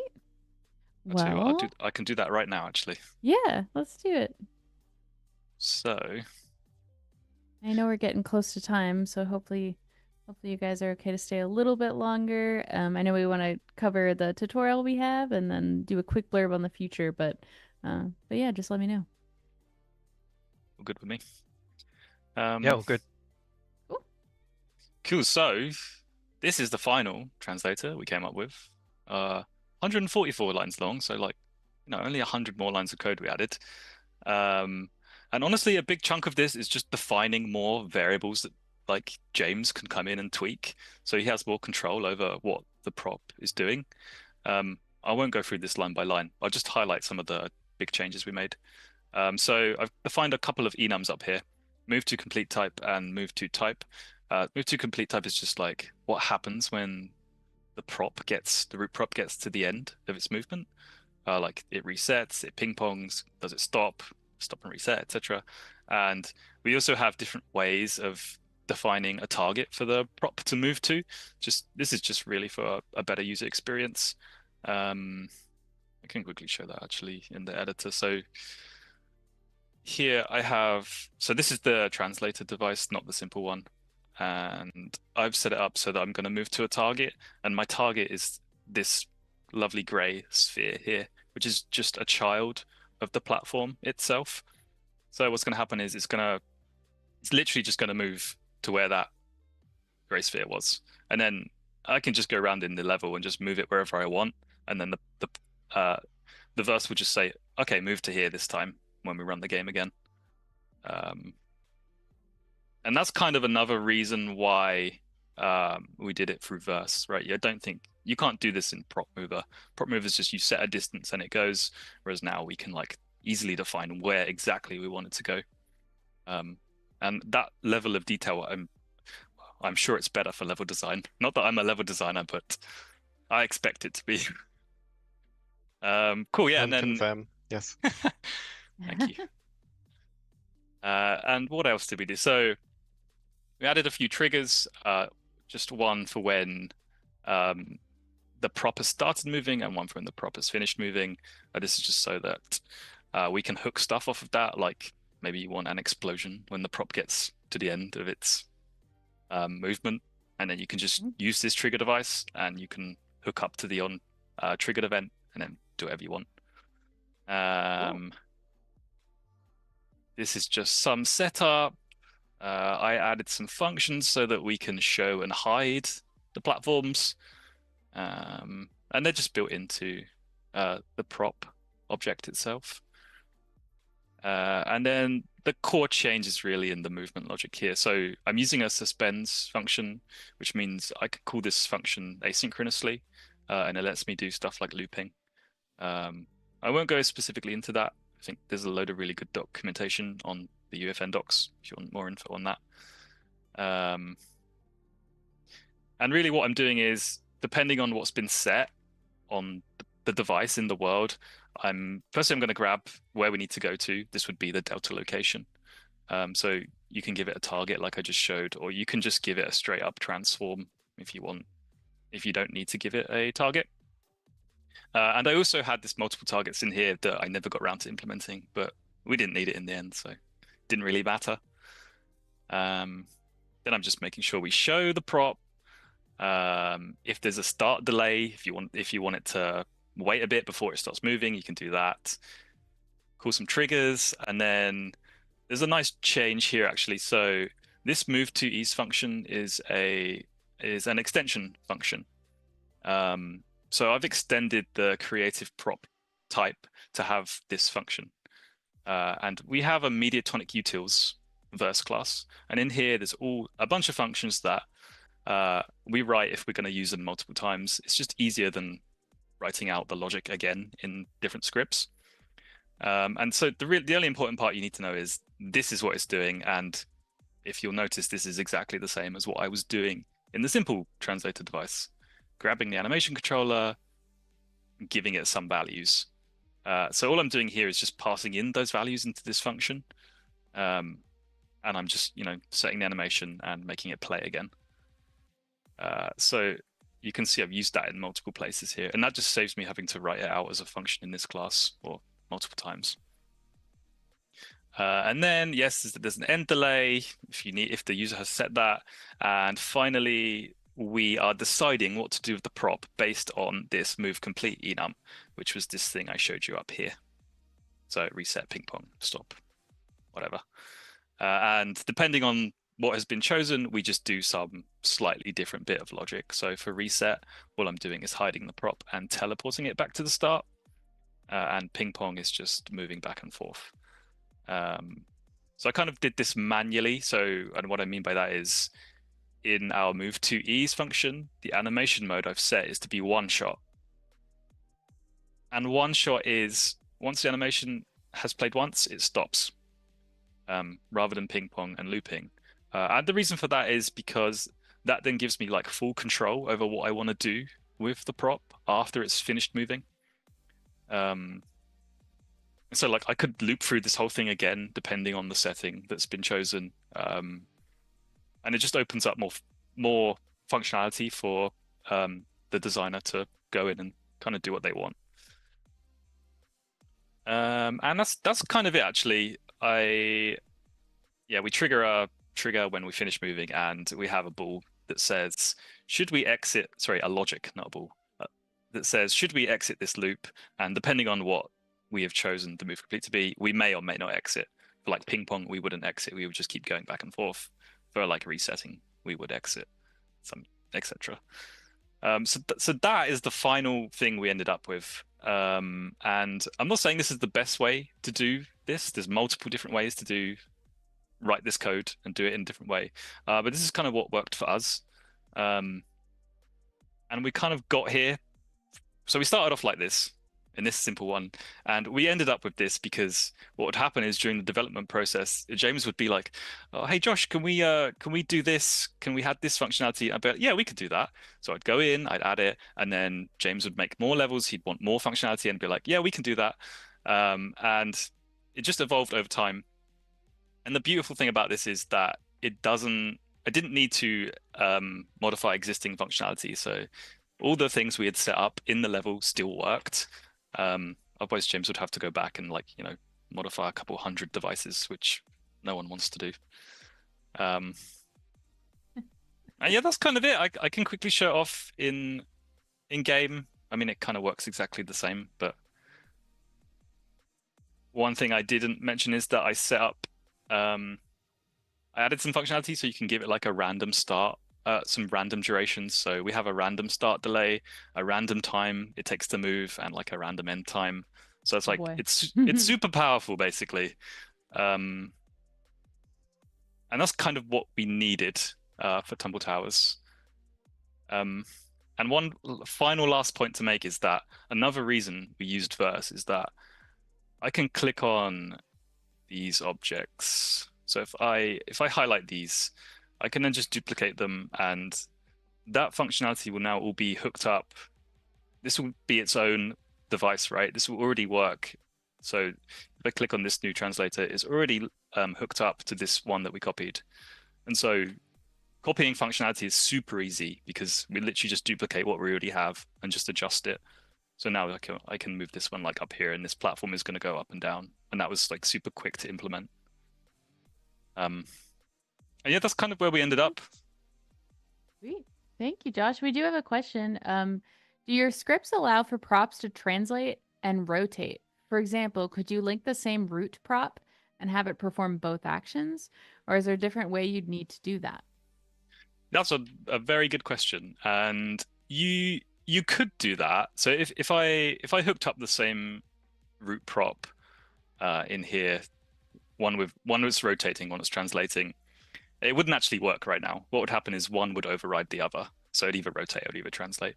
What you could do is you could have a couple of props. So you would need like a parent. Let's put this here. So I could make this one rotate, and then I could make this one translate. Just ignore that it would just be like an empty parent. So then I could make the parent rotate, and I could make the child translate, and that would work fine. But a better way of doing it would actually be adjusting the script so that when we're doing the moving inside the keyframes, it takes into account the location and the rotation, because you can provide that per keyframe, as well as scale. So like you can do it all in one animation. And that kind of brings me on to a good point actually, and that is after we finished making these, the docs team, we spoke with the docs team, and they have tidied all these scripts up, and they have tutorialized them, and they are available on the UEFN website, the documentation, and they're under the Learn Game Mechanics section. It's called Animating Prop Movement. Ooh, I have that link. Hold on. Animating props. Let me grab it. And Mhm. those Yeah. scripts are actually updated, so you can do that, rotate and move at the same time.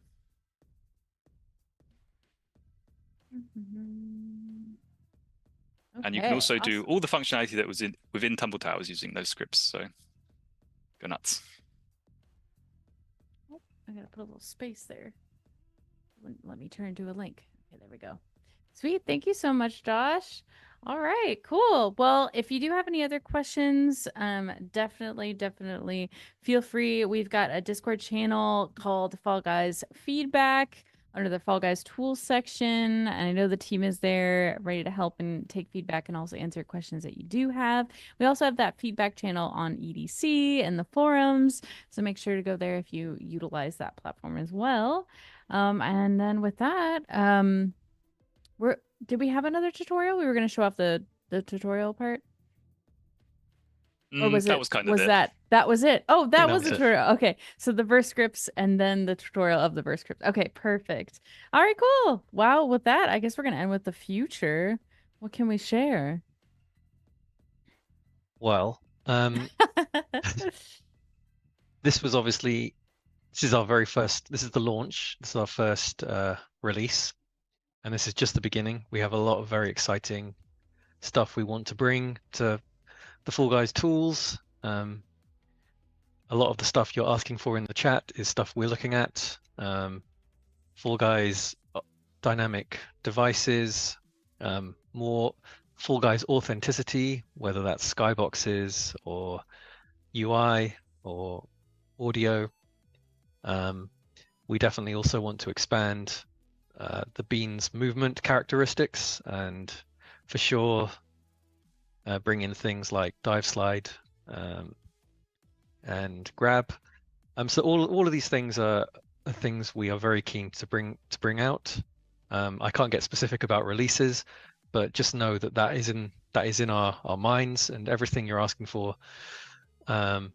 Also, continued support for existing devices.